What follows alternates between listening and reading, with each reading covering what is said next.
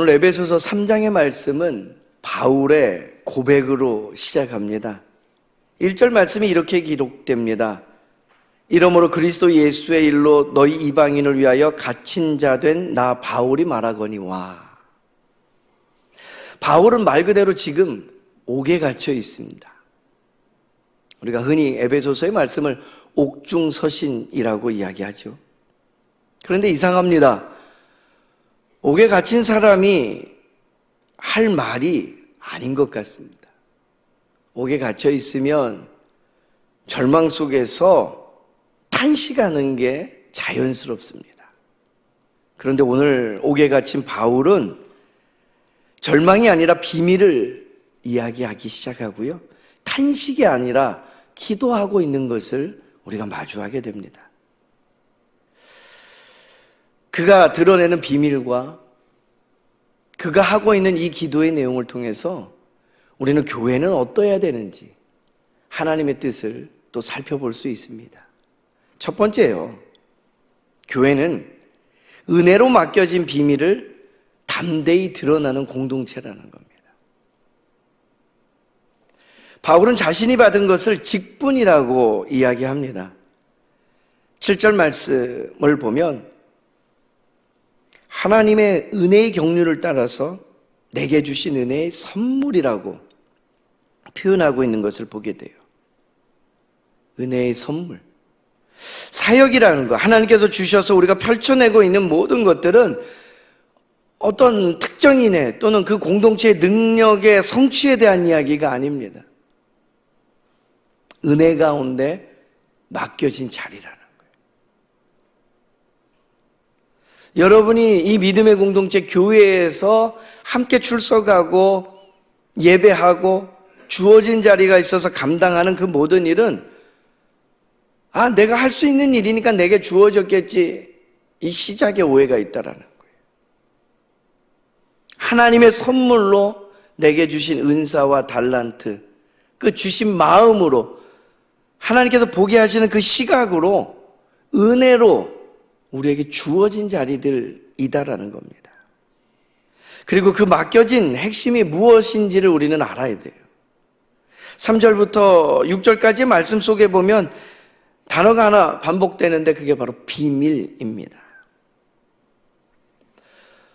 하나님께서 바울을 통해 우리에게 알게 하시는 비밀은요, 숨겨두는 어떤 암호에 관한 것들이 아니에요. 성경에서 말하는 비밀은 이제는 드러나는 그 하나님의 구원 계획에 대한 이야기들입니다. 교회를 한마디로 정의하자면 비밀을 맡아 세상에 드러내는 사람들이에요. 이 구원의 놀라운 소식을 나 혼자 갖고 있다면 이건 뭔가 지금 소화해내지 못하고 있는 상태라는 거죠. 능력이 있어서 복음을 전하는 거 아닙니다.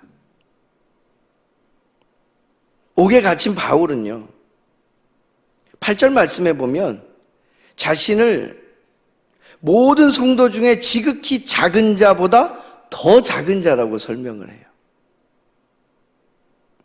그러나 그는 메시지만큼은 크게 선포합니다.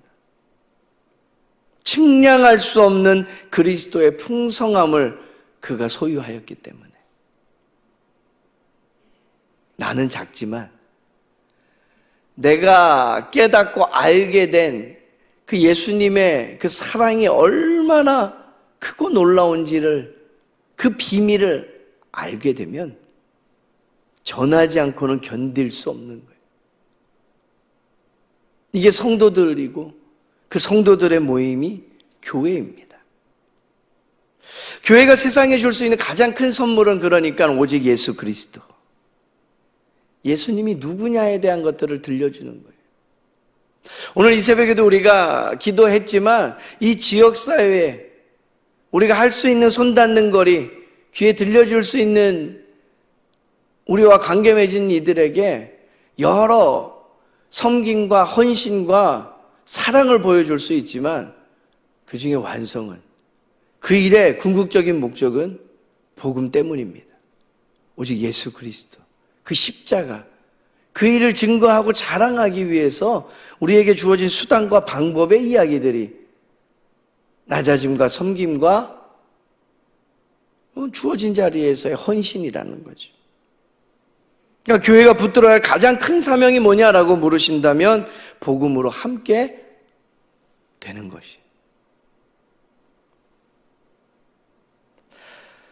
이 일은 오늘 이제 교회가 꽉 차서 어떻게 할 수 없어서 주어지는 이야기에 대한 이야기가 아닙니다.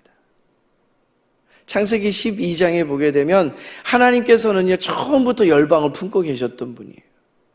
아브라함에게 뭐라고 이야기하십니까? 땅의 모든 족속이 너로 말미암아 복을 받게 될 거리라고 이야기하시잖아요.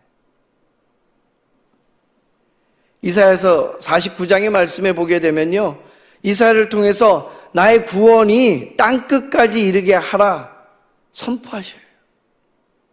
그러니까 이방이 이 예수님에 대한 증거가, 이 복음이 확장돼서 예루살렘과 온 유대와 사마리아에 그치지 않고 땅끝까지 이르게 된 건요, 처음부터 있던 하나님의 비밀이라는 거예요. 그 비밀을 알게 된 교회는 그 비밀을 드러내는 사명을 가지고 이 땅을 살아가더라. 로마서 16장의 말씀에 보게 되면 이제는 나타내신 바 된 비밀이라고 표현하고 있는 것을 마주하게 돼요. 복음은 감추는 것이 아니라 드러내 나타내 보여주는 것. 그러니까 오늘 우리의 삶의 자리의 모습을 통해서 저와 여러분의 입술과 행동거지를 통해서 오직 그리스도의 향기가 품어져 나오고 하나님을 알만한 것들을 드러내고 자랑하며 삶으로 예배할 수 있는 저와 여러분 되기를 간절히 소망합니다. 예수님께서 이미 복음서의 말씀을 보면 그렇게 살아가셨어요. 몸으로 실천하며 보여주신 걸음들에 대한 거예요. 요한복음 4장 보십시오. 사마리아 여인에게 찾아가 생수를 말씀하신 분이 예수님이셔요. 마지막 승천하실 때에도 모든 민족을 제자로 삼으라고 명령하십니다. 그러니 오늘 말씀을 우리의 삶에 적용하는 건 아주 단순한 거예요. 우리 교회가, 우리 가정이, 내 삶이 복음을 나만의 위로로 끝나는 게 아니야. 참 좋다, 참 감사하다. 이거 뭔가 제대로 깨닫거나 알고 있지 않은 사람이라는 거예요. 함께 구원으로 흘려보내는 일들을 감당해야 되는 줄로 믿습니다. 하루를 시작하면서 말씀 앞에 오늘 우리가 섰어요. 용서해야 될 사람이 떠오르고 품어야 될 이웃이 생각나고 복음을 들려줘야 할 한 사람, 오늘 내가 마주하는 스케줄에 그 계획 안에 있는 그 영혼, 그를 위해 기도로 시작할 수 있는 이 시간 되기를 간절히 소망합니다. 이게 교회예요. 두 번째는요, 기도로 성령의 능력을 받아 사랑의 충만에 이르는 교회가 돼야 돼요. 14절과 15절 말씀이에요. 우리 한 목소리로 받들어 읽겠습니다. 이러므로 내가 하늘과 땅에 있는 각 족속에게 이름을 주신 아버지 앞에 무릎을 꿇고 비노니. 아멘. 이제 바울은 무릎을 꿇고 기도하기 시작해요. 여러분, 사역을 하다 보면 반대가 있습니다. 우리가 맺고 살아가는 그 관계 안에는 상처가 있습니다. 이런저런 이유로 그래서 우리의 마음은 낙심할 때가 있어요. 이런 형편에 하나님께서 바울을 통해 우리에게 알게 하시는 건 뭐죠? 더 열심히 해라? 아니요. 무릎 꿇고 구하라는 거예요. 기도하는 것이 교회입니다. 교회가요, 복음을 전하는데도 차갑고 옳은 말을 분명히 하고 있는데도 날카롭고 분명히 진리를 외치고 있는데 미움이 자라고 있다면요, 이건 능력이 부족해서가 아니에요. 기도가 약해서예요. 기도하십시오. 기도합시다. 기도 없이는 하나님의 뜻을 이룰 수 없어요. 우리는 자꾸 내 능력의 부족치와 조건이 채워지지 않는 것들에 대해 이야기하는데, 부흥은 경건은, 거룩함은 기도에서 나오는 거예요. 예수님의 사랑이 어떠한지를 알면 오늘 말씀에 이어지는 대로 그 넓이와 길이와 높이와 깊이가 어떠한지를 알게 되면 우리가 능히 모든 일을 감당하는데 그것을 알게 하는 것이 바로 기도라는 거예요. 기도하는 사람을 성령께서는 깨닫게 하십니다. 말씀을 읽어도 모를 때가 있어요. 기도하는 사람은 지혜롭게 돼요.